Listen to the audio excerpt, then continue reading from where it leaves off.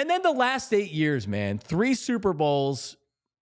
They need another one this year, and I think they're going to get it. But, man, like, pinch yourself, Bob. For all you spoiled youngsters out there, Bob and I didn't grow up with a bunch of fun and a bunch of great teams. There was a major drought right in the middle of there, Bob Cooney. Yeah, I remember playoff game, John, you'll remember this, playoff game against the New Orleans Saints where Jeff Garcia was the starting quarterback. Remember that? Big hit at the Yep. beginning of the game on Bush. We had a party at our house. At the time, my third child, who was 8 years old, after the game, comes over to me and starts crying and says, "Oh my gosh, they're never going to win a Super Bowl." And I felt like wringing his neck, saying, "You have no clue, dude." But you know what? You know what's changed with this organization, John? And you know what about culture when it comes to whether it's college, pro, whatever the sport may be, even high school. Teams, organizations, schools, they have a culture. They know how to win. They know what it takes to win. Back in the years that you were talking about, John, and this includes Andy Reid, they didn't learn how to win that big game, and they barely learned how to get to that big game, as great as they were. And I've talked to Brian Westbrook about this. There is a mental thing to it.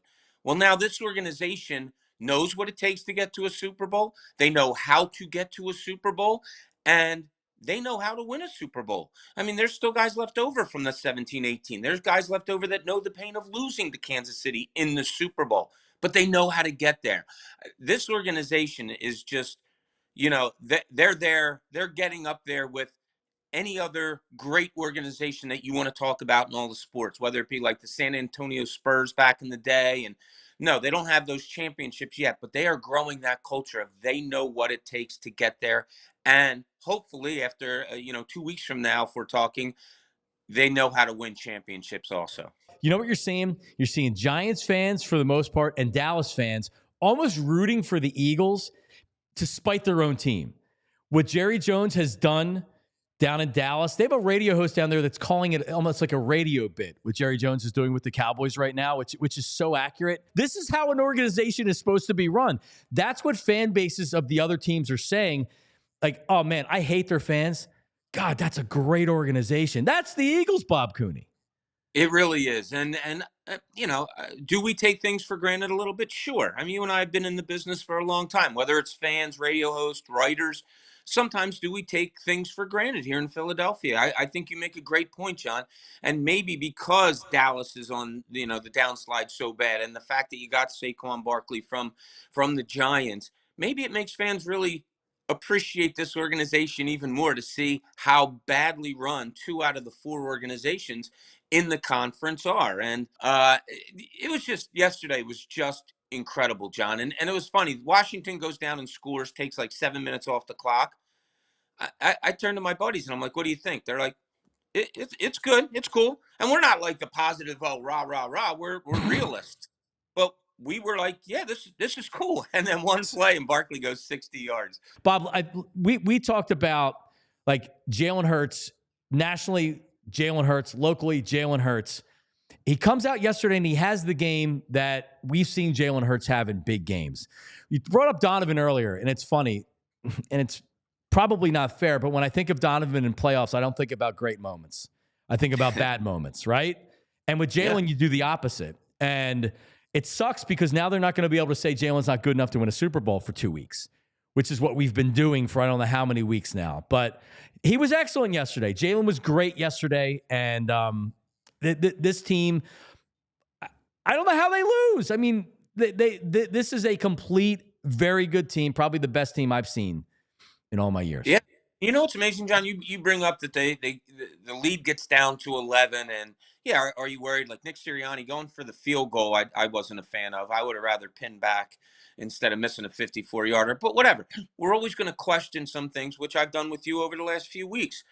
But yesterday, if you look at it, they really didn't have a center playing. I mean, Oh my Juergens goes in God. there, could barely move. They outscored Washington 21-0 in the fourth quarter. Like that's a dominant team to me. Like the game gets done yesterday, and I'm going over some stats and stuff, and you're thinking, wow, there were some injuries there. It was a tough football game. Like Washington hits, they hit pretty good. It's a tough football game, and then you look and you see that 21-0 in the fourth quarter. That's resiliency. That's wearing a team down. That shows. I mean, that's an NFC Championship game, John. They put up Yep. 55 points, and 23 is 23. You know, like that was a good defensive game by the Eagles yesterday. Yeah, how do you beat them? What do you do if you're Kansas City? All right, we're going to stop the run. Okay, give me a healthy A.J. Brown and Devontae Smith. And I thought Kellen Moore, because you and I talked about this before, John. I think Kellen Moore called a really, really good game point. yesterday. Defense forced 4 turnovers, and man, it felt like all of them were backbreakers for Washington. So, like, down now, are we not allowed to count the turnovers when that? Because last week it was like, well, you can't put the long runs and you can't use the turnovers because then they would have lost. Are we allowed to count these? I guess so. I mean, you know, it was fun. I've never seen the Eagles ball punch as much as they did yesterday. And I think it was the Fox team said that Nick Sirianni really made that a point of interest throughout the week that, you know, when you're going to tackle, let's look for some ball punches. And they got them, and they did really well there yesterday. And Quinyon Mitchell, man, he is a stud. He is a stud. It was funny. One of my friends yesterday said, as we were watching the game, oh, they're trying to go after the Eagles' best D-back, and he was talking about Slay. And I looked at him, I go, he ain't their best D-back. I'm sorry. No offense to Slay, but Quinyon Mitchell is the real deal. McLaurin was virtually unseen yesterday. Yeah, the one touchdown grab. Yeah, but I don't even think – I think that was on Slay also. I don't think that was on Mitchell. It was. Yeah. And Slay played well, too. Slay had a good game. Oh, God, yeah. I'm not putting him down at all. I'm just – they are Cooper really, DeJean really had a good game. Good. Right, like you're seeing 2 rookies not make mistakes in games. In coverage guys, not defensive linemen, coverage guys not making mistakes. Like in the years of watching football, you can think of veterans making mistakes, busted coverage, things like that. This team is technically sound. This defense is unbelievable. 10 takeaways in the postseason so far. Guess how many turnovers in the postseason, Bob? They don't have one, I guess. 0. That's a pretty good formula for winning. 10 takeaways, 0 turnovers. And, you know, I liked yesterday that they attacked an apparent weakness. Look, we know Washington can't stop the run, so they did that very, very well. After him. They also went to Dallas Goedert an awful lot. Yes, they did. And whether that was something that they saw in Washington and decided to attack, or, like we were talking about earlier, John, was it a way to get Jalen Hurts going? Was it a way to, all right, look, here's your blanket.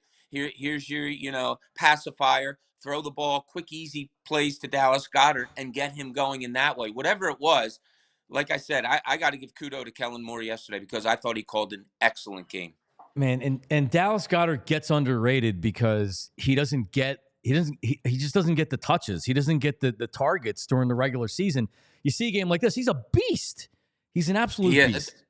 It's the exact word that was being used here yesterday when he made a couple catches and ran a couple guys over and didn't go down. He's a beast. It's okay that he was the second best tight end on the field yesterday because that couldn't have played out any better. That Zach Ertz had such a wonderful game. Good for you. Great game by you. We'll see you later. Go back home to Washington. We all silly like the mayor.